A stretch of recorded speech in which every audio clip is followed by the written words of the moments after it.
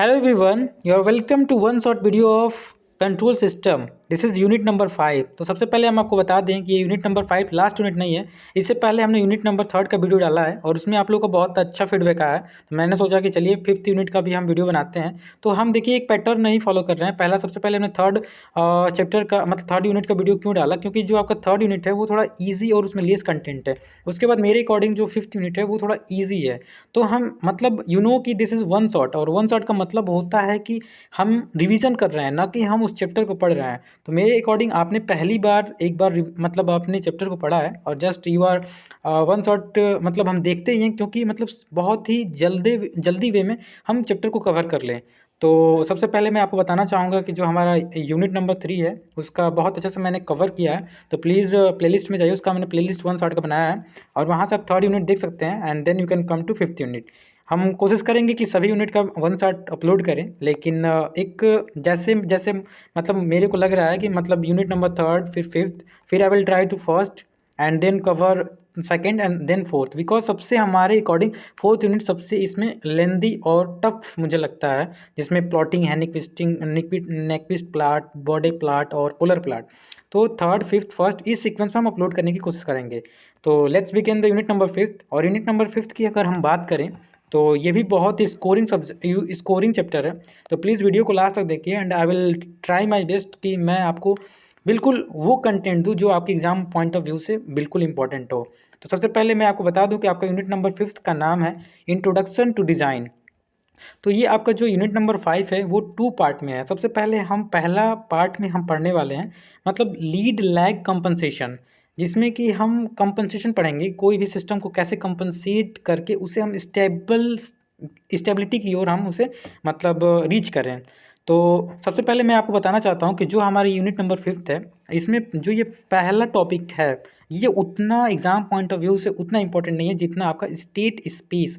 जो सेकंड मतलब ये है स्टेट स्पेस मैट्रिक्स जो भी है, state space model of physical conversion, मतलब ये जो है STM जो हमारा मैट्रिक्स होता है ये बहुत इंपॉर्टेंट है। तो इस वीडियो में हम इसी को कवर करने वाले हैं क्योंकि ये थोड़ा बहुत बड़ा यूनिट है। तो इसको हम 2 पार्ट में कवर करने वाले हैं। तो चलिए इस वीडियो को स्टार्ट करते हैं। तो सबसे पहले मैं आपको बताना चाहता हूँ कि ये जो टॉपिक है उतना इंपॉर्टेंट नहीं है, लेकिन आई विल एट लास्ट मैं इसको भी कवर करने की कोशिश करूँगा। तो हम चलिए स्टार्ट करते हैं। स्टेट स्पेस ट्रांजिशन मैट्रिक्स क्या होता है और इसमें जो भी चीज़ें होंगी बिल्कुल हम कवर करेंगे वन शॉट में। तो सेकंड पार्ट इस वीडियो में कवर होने वाला है। तो आई विल रिक्वेस्ट कि इस वीडियो को लास्ट तक देखिए और लास्ट तक देखेंगे तो ज़रूर आपको समझ में आएगा।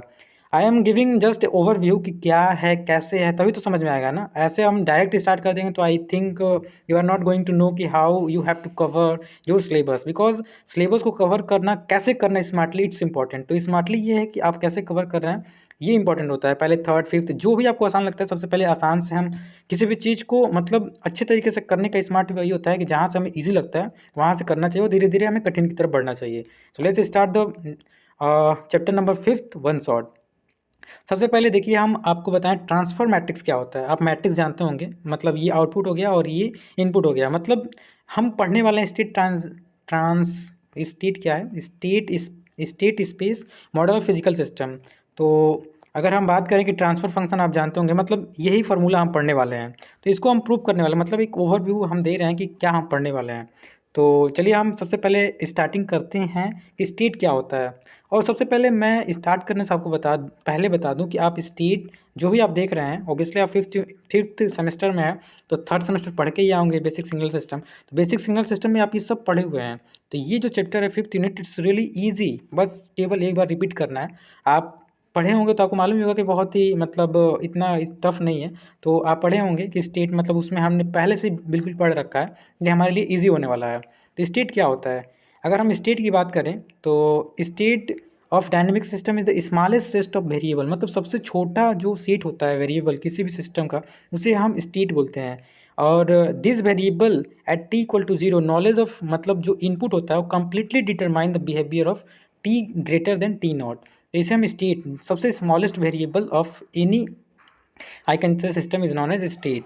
तो मतलब पहले तो थोड़ा ये थ्योरी है, उसके बाद देखिए बहुत अच्छे से हमने 22 पेजेस में कंटेंट बनाया है। तो obviously at starting it seems boring, but जैसे ही हम क्वेश्चन की तरफ बढ़ेंगे तो थोड़ा इंटरेस्टिंग होगा। तो सब चीज़ को हमने कवर किया है, तो प्लीज़ आई वुड रिक्वेस्ट कि वीडियो को लास्ट तक देखिए, एंड लास्ट तक देखेंगे तो जरूर आपको फिफ्थ यूनिट समझ में आएगा। ये वन शॉट है, ऑब्वियसली वन शॉट का ड्यूरेशन थोड़ा लेंदी होगा, लेकिन लेंदी है। लेकिन एक सोचिए कि ये जो फिफ्थ यूनिट है, इसको जब क्लास में टीचर पढ़ाते हैं तो इसी यूनिट को पढ़ाने में कम से कम 10 या 12 लेक्चर लेते हैं। उस 10 से 12 लेक्चर को मतलब कंसाइज करके केवल 40 से 45 मिनट में बताना, it's really a big task.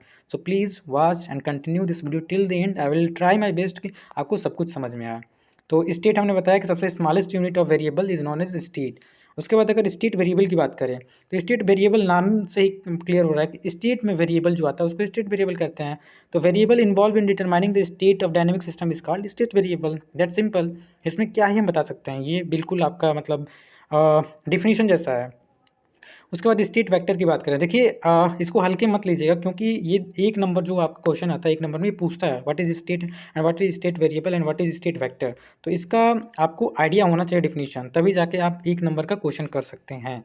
If मतलब स्टेट अगर वेक्टर की बात करें तो मतलब जो स्टेट वेक्टर क्या होता है, जो हम इन टर्म में स्टेट हम वेक्टर लेते हैं उसी को हम डिफाइन करते हैं। स्टेट के लिए जो वेक्टर होता है उसी को स्टेट वेक्टर के हम नाम से जानते हैं। स्टेट स्पेस की बात करें तो स्टेट स्पेस जो मतलब क्या, जो हम कोऑर्डिनेट एक्सिस लेते हैं कंसिस्ट ऑफ x1 x2, जो भी हम मतलब सिस्टम को डिफाइन करने के लिए, तो उसे हम स्टेट स्पेस कहते हैं।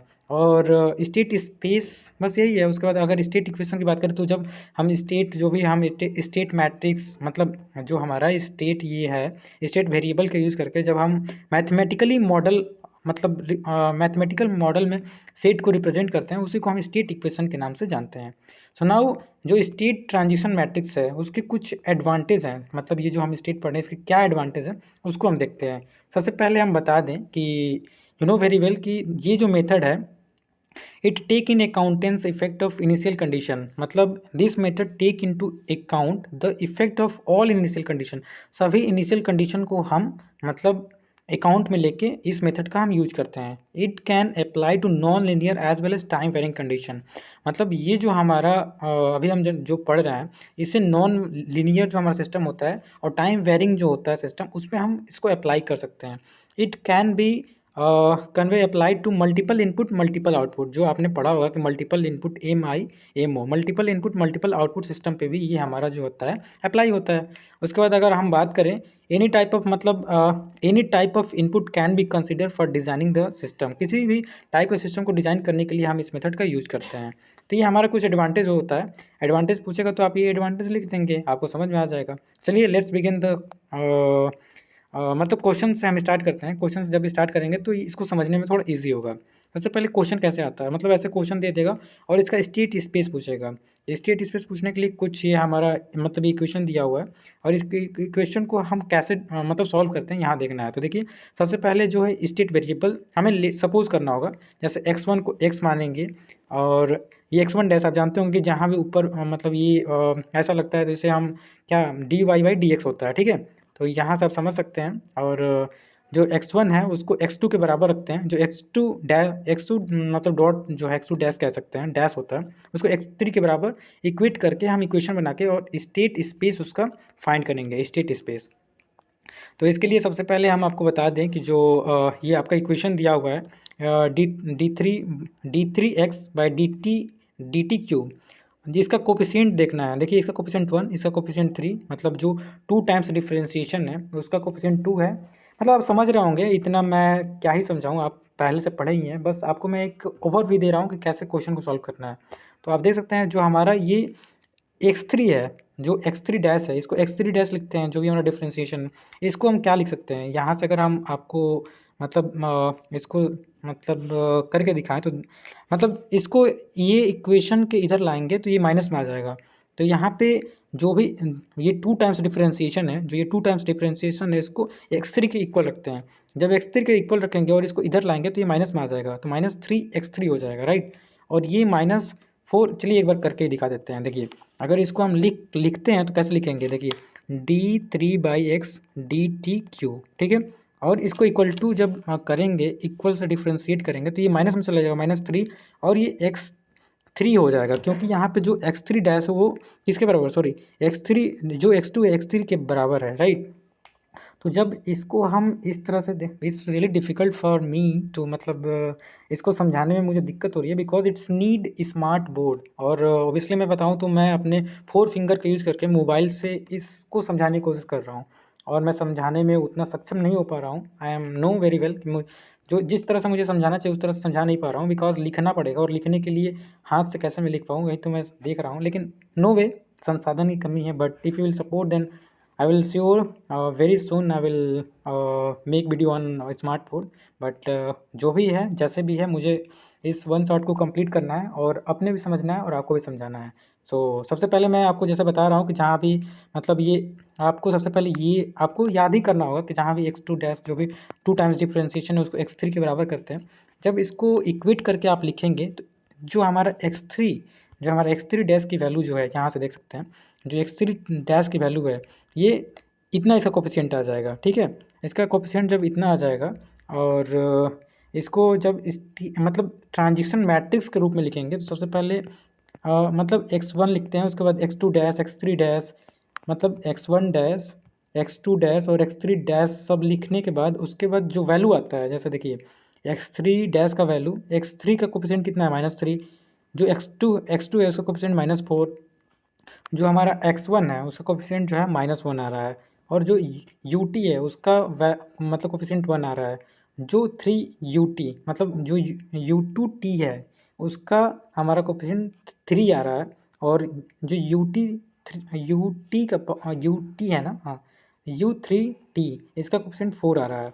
जब हम इसको ट्रांजिशन मैट्रिक्स में लिखने की कोशिश करेंगे तो देख सकते हैं यहाँ पे सबसे पहले ये समझना होगा कि जो हमारा x1 है, एक्स वन डैश बराबर x2 है ना, x1 डैश जो है उसका x2 है और इसका कोफिशिएंट 1 है।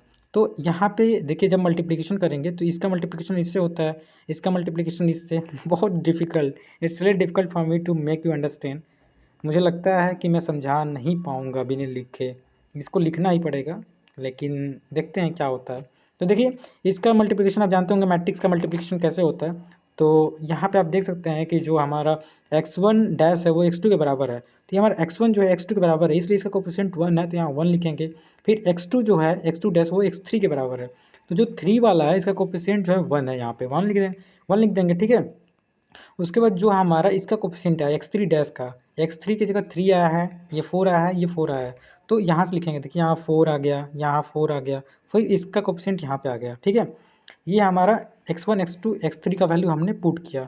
फिर यहाँ पे देखिए ये जो है x3, जो हमारा x3 डैश है इसका कोफिशिएंट मिला है जो u1t का 1 आया है। जब मल्टीप्लिकेशन करेंगे तो इसका मल्टीप्लिकेशन देखिए, इसका मल्टीप्लिकेशन इससे होता है, तो इसका हम कोफिशिएंट लिखते हैं, इसका 1 है, इसका 3 है और इसका 4 है, तो 1 3 4 हमने लिख दिया। तो ऐसे करके हमने स्टेट जो हमारा स्पेस है मतलब हमने लिख लिया। तो यही हमें करना होता है। सबसे पहले हमें ये मतलब मालूम चाहिए कि x1 को x1 इक्वल टू x लिखते हैं, और जो हमारा x1 डैश है उसको x2 के इक्वल रखते हैं, और जो हमारा x2 है उसको x3 रखते हैं। मतलब सिंपली अगर बताएं, जहाँ भी हमारा डिफ्रेंशिएशन होता है, जैसे ये x3 है इसको x3 डैश लिखते हैं, ये हमारा x2 डैश, ठीक है, x2 dash plus x dash है, लेकिन जो x2 डैश है देखिए x2 डैश को हम x3 लिखेंगे, ठीक है। समझाने में दिक्कत हो रही है, मैं कैसे समझाऊँ मेरे खुद नहीं समझ में आ रहा है लेकिन देखते हैं। तो यहाँ से हम इनपुट का हमने स्टेट स्पेस लिखा, उसके बाद अगर आउटपुट की बात करें तो देखिए आउटपुट जो है, 1 मिनट लिख के मैं कोशिश करता हूँ बताने की। देखिए हमारा जो ये y1 है, पहला आउटपुट y1 इक्वल टू क्या दिया है 4, अगर इसको हम लिखें तो dx/dt जो है इसको x1 मतलब x डैश लिख सकते हैं ना, फिर से यहाँ पे 3ut है, 3u है, तो यहाँ से y1 इक्वल टू क्या हो जाएगा, ये देखिए यहाँ पे x1 है, इसको हम क्या लिख सकते हैं, जो हमारा x1 है यहाँ पे देखिए, यहाँ पे x1 को x2 लिख सकते हैं ना, यही मैं बता रहा हूँ, x1 जो है इसको x2 लिख सकते हैं, वही यहाँ पे आउटपुट को इसने लिखा है। देखिए जो हमारा y1 है, y1 इक्वल टू 4x2 हो जाएगा, क्योंकि ये dx1 मतलब dx1 है, तो यहाँ इसको x2 के बराबर लिखेंगे, और ये 3ut के बराबर इसको लिखेंगे।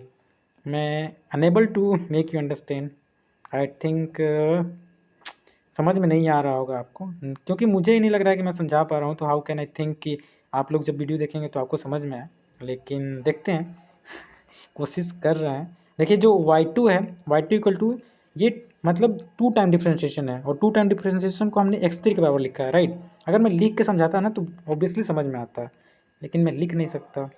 तो चलते हैं, देखते हैं।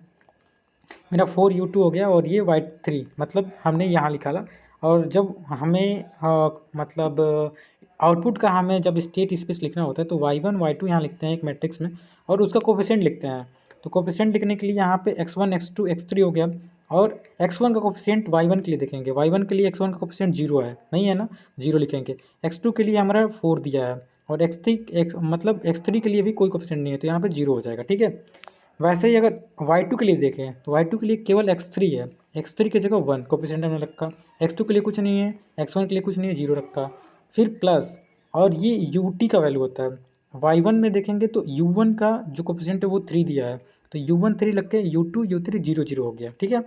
वैसे ही अगर y2 का देखें तो y2 के लिए हमारा x3 जो है, मतलब y3 जो है 1 है, और जो y2 है वो 4 है, लेकिन y1 की वैल्यू जो है 0 है।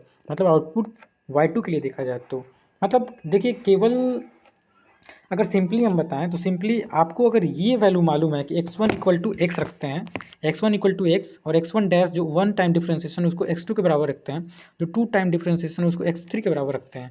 जब ये आप वैल्यू पुट कर लेंगे, पुट करने के बाद हमें x1 डैश x2 डैश और x3 डैश की वैल्यू हमें फाइंड करनी होती है। तो आप जानते हैं, यहाँ से देख सकते हैं कि जो हमारा x1 डैश है, हमेशा इट्स क्लियर कि x1 डैश जो है x2 के बराबर होगा ही होगा, जो x2 डैश है वो x3 के बराबर होगा ही होगा। तो x1 डैश जो है x2 के बराबर हो गया, देख सकते हैं यहाँ से x1 डैश x2 के बराबर हो गया। जो हमारा x2 डैश है, जो x2 डैश है वो x3 के बराबर होगा, तो x3 की जगह पे कोफिशिएंट 1 रखें, और x3 जब मल्टीप्लिकेशन करेंगे तो ये 1 आ जाएगा। तो ऐसे ही बस करना है, और हमें स्टेट स्पेस इक्वेशन ऐसे, मतलब जो मैट्रिक्स है वैसे लिख देना है। तो यहाँ से हमने पहला क्वेश्चन समझाने की कोशिश की। आई होप आपको समझ में आया हो, अगर नहीं समझ में आया हो तो प्लीज़ कमेंट कीजिएगा। आई विल ट्राई कि अगर समझ में ना हो तो समझाऊँ, लेकिन मैंने अपना कोशिश किया कि आपको समझ में आए। तो आगे हम बात करते हैं कि स्टेट मतलब व्हाट इज़ ट्रांसफर फंक्शन क्या होता है, और also express the function state model. तो आप जानते होंगे कि द रेशियो ऑफ, मतलब जो रेशियो होता है आउटपुट का इनपुट से लेप्लास ट्रांसफॉर्म में, उसी को हम ट्रांसफर फंक्शन कहते हैं। तो ट्रांसफर फंक्शन को सबसे पहले हम इसको डिराइव करेंगे। मान लेते हैं कि जो हमारा x1 डैश है, x1 dash equal to A X plus B U, ठीक है ना। और जो हमारा ये इनपुट हो गया, और output equal to C X हो गया, ठीक है। तो अगर बात करें now taking the Laplace transform of zero initial condition, मतलब जीरो इनिशियल कंडीशन लेके हम इसको मतलब क्या करेंगे, लेप्लास ट्रांसफॉर्म करेंगे। तो इसका लेप्लास ट्रांसफॉर्म करेंगे तो आप जानते हैं कि जो हमारा x1 डैश जो होता है उसका लेप्लास ट्रांसफॉर्म एस एक्स होता है, राइट। एक्स एक्सेस होता है, और ये हमारा एक्स है तो ये भी ए एक्स एस हो जाएगा, ठीक है। और फिर बी यू एस एस हो जाएगा, राइट। उसके बाद उसके बाद अगर इसको हम इक्वेट करेंगे तो एस एक्सेस मतलब एस टर्म के कोफिशिएंट को एक साथ करते हैं, तो ये X s s equal to क्या हो जाएगा, यहाँ से ये मतलब जब सॉल्व करेंगे तो यहाँ से आई आ जाएगा, और मतलब इसका इन्वर्स हो जाएगा। कैसे मैं समझाऊँ, it's really difficult for me to make me understand. मुझे लगता है ये 5th यूनिट का जो है बन नहीं पाएगा one shot, because I am unable to make me understand, because इसके लिए लिखना पड़ेगा और मैं लिख नहीं पा रहा हूँ। तो कैसे करूँ, C A S X s equal to A X s B U, मतलब इसको जब हम एक साइड करेंगे, जैसे देखिए 1 मिनट समझाने की कोशिश करता हूँ। ये हमारा यहाँ से अगर इक्वेशन देखें तो इसको ए एस एक्सेस है, ठीक है। A S X s minus A S X s हो जाएगा, ठीक है, इक्वल टू बी यू और एस हो गया, ठीक है।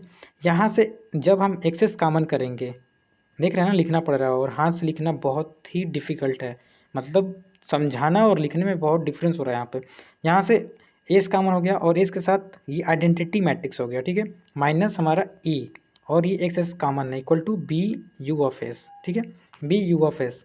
तो यहाँ से हमारा ये एस एक्स जो हमारा इनपुट है ये इतने के बराबर आया, क्योंकि इसको हम इधर ले जाएंगे तो इसका इन्वर्स हो जाएगा।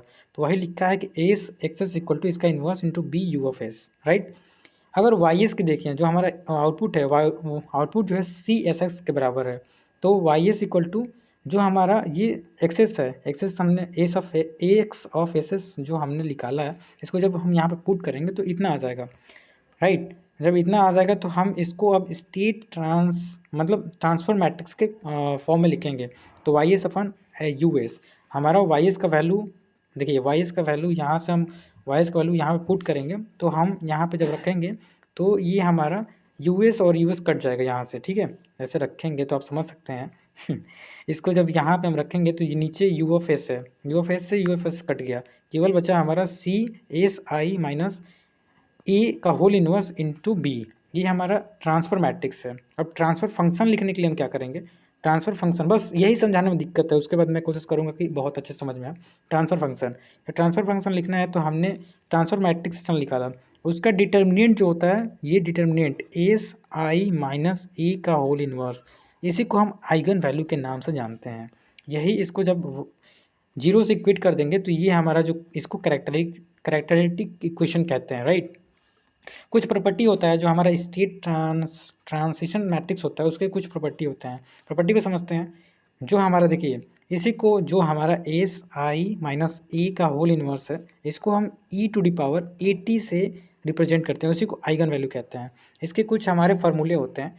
तो ये जो हमारा फाई ऑफ जीरो जो होता है आई के बराबर होता है, इसको प्रूव करके भी दिखाया है कि आप अभी हमने बताया कि जो हमारा फाई है, फाई इक्वल टू ई के power 80 equal to S Laplace inverse of S I minus E का होल इन्वर्स के बराबर होता है, राइट। तो यहाँ से अगर हम बात करें तो जो हमारा फाई ऑफ जीरो है वो आई के बराबर हो जाएगा। और दूसरी अगर बात करें प्रॉपर्टी की, तो फाई इन्वर्स टी जो है वो फाई माइनस टी के बराबर होगा।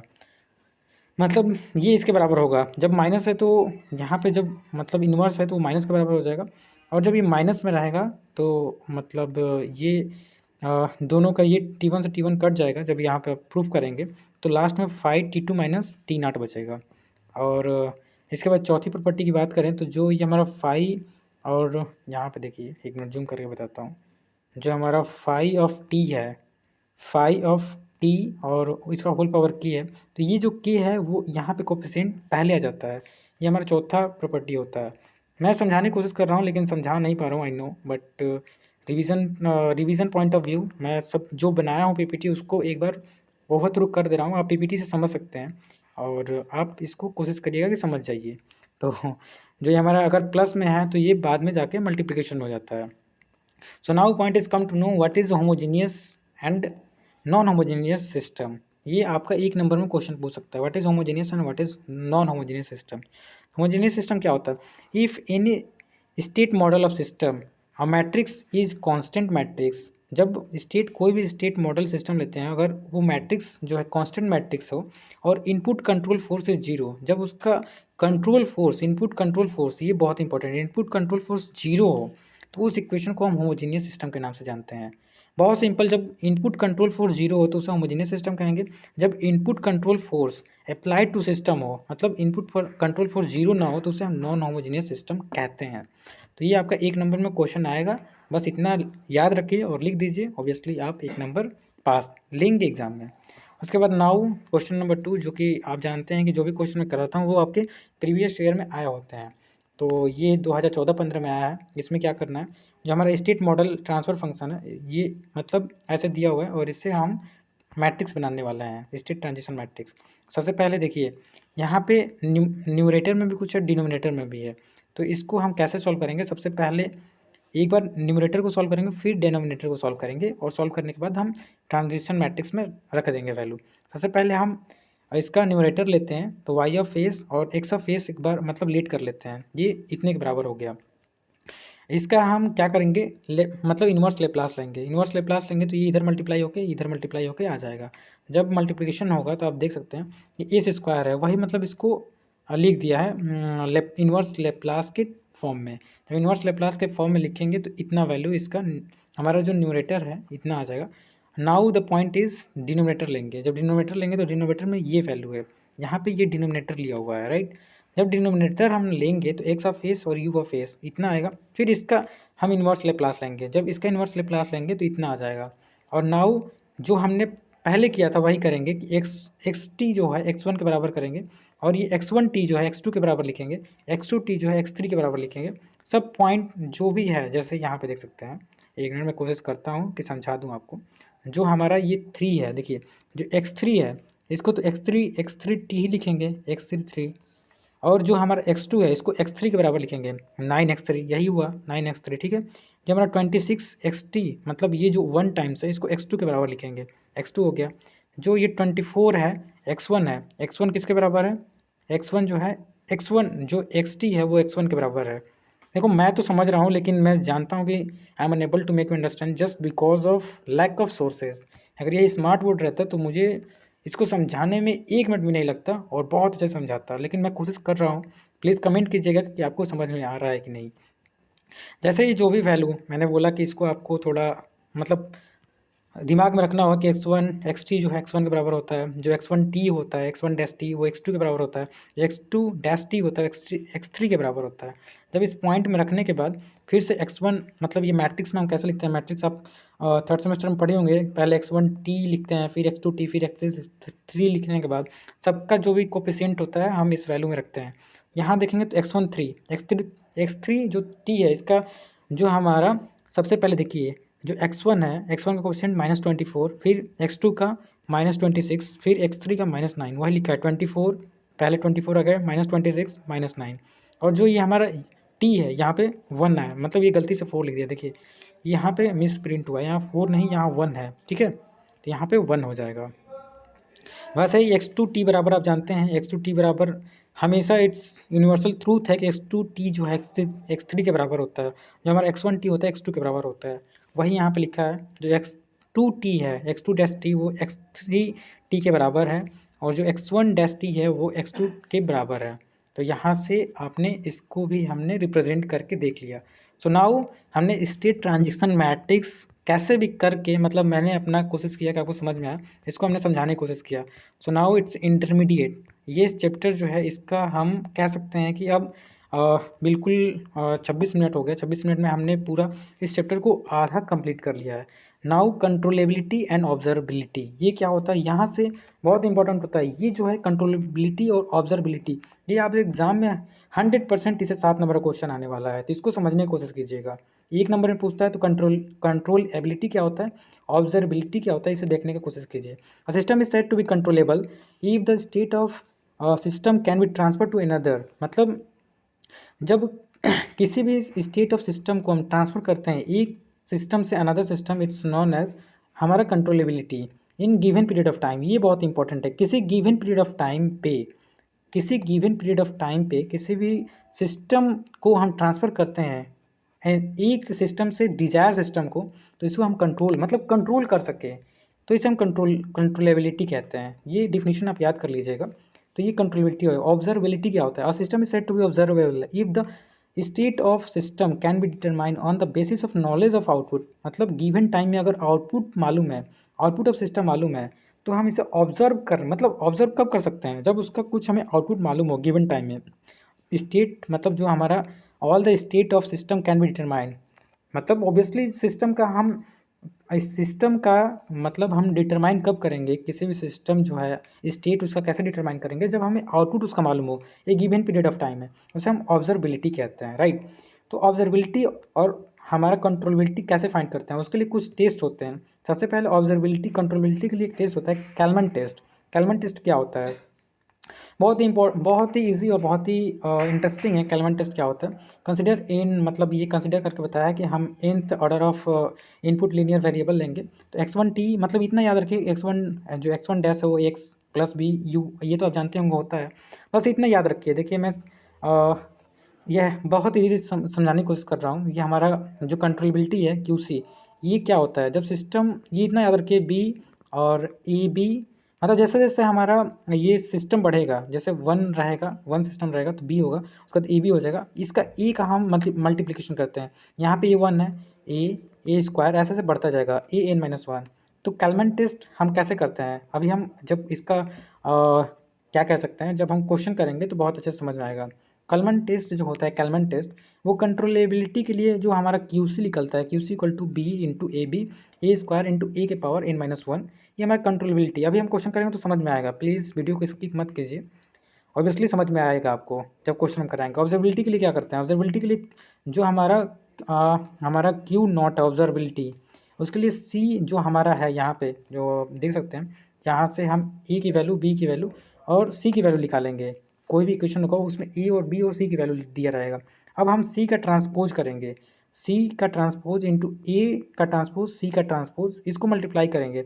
मल्टीप्लाई करने के बाद जो हमारा मैट्रिक्स आएगा अगर वो जीरो के इक्वल आएगा तो उसे हम मतलब जब जानते हैं किसी भी सिस्टम का अगर हमारा वैल्यू जीरो आता है तो वो मतलब सिस्टम स्टेबल होता है, मतलब स्टेबल नहीं होता है। नॉट मतलब अगर जीरो आ गया तो स्टेबल नहीं होगा, अगर कोई वैल्यू आ गया तो स्टेबल होगा। चलिए करके हम दिखाते हैं कैसे। जैसे यहाँ पे देखिए एक हमारा क्वेश्चन दिया हुआ है, एक्स डैश बराबर इतना दिया हुआ है, ये हमारा मैट्रिक्स का वैल्यू, ये हमारा मैट्रिक्स का वैल्यू। तो आप यहाँ से देखिए, जब यहाँ से इक्वेट करेंगे, देखिए एक्स वन डैश, ये ए की वैल्यू हमारा इतना है, बी की वैल्यू हमारा इतना है।